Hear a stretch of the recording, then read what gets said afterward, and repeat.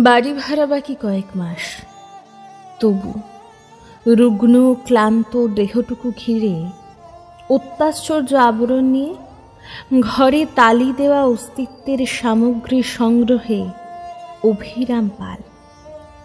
লগ্নোজ্জ্বলী কন্যা তার, স্ত্রীও ধোকেন শ্বাস রোগে।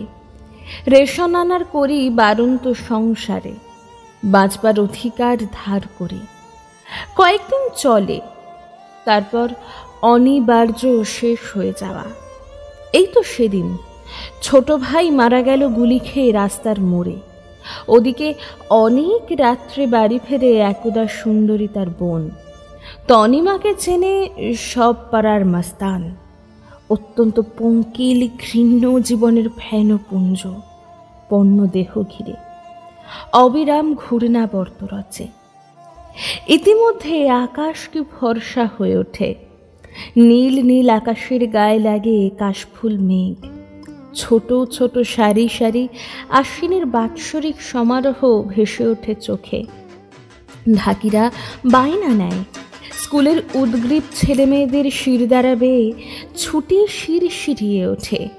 খেলা খেলা, অন্ধকারে আলো, ভাঙা দালানের কোণে, উঠোনের ঘাস ওঠা বুকে, স্টেশন ট্রেনের বাঁশি, পোড়া কয়লার ধোঁয়া, আর হঠাৎ দূরের দেশ, পাহাড়ের বাঁক ঘুরে পদ্মবিল। এইসব চালচিত্র নিয়ে গহনার নৌকা করে প্রতিমারা প্রত্যেক গৃহে আসেন। দ্রুত টোকা পড়ে যায় ভাঙা দরজায়। সামন্তবাড়ির পেয়াদাটা বায়না নিয়ে আসে, মোটা থাম, পুজোর দালান।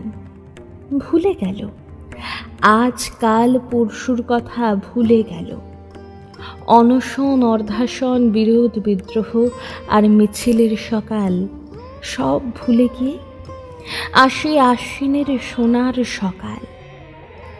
ডাক সাজ প্রতিমায় রং দেয় অভিরাম পাল।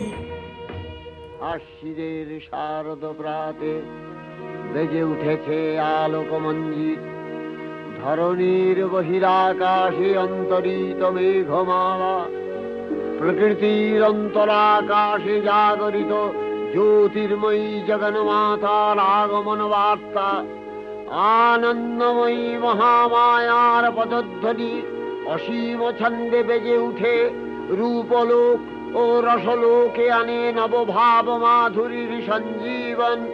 তাই আনন্দিতা শ্যামলী মাতৃকার চিন্ময়ীকে মৃন্ময়ীতে আবাহন। আজ চিৎশক্তি রূপিণী বিশ্বজননীর শারদশ্রী বিমণ্ডিতা প্রতিমা মন্দিরে মন্দিরে ধ্যান বোধিতা।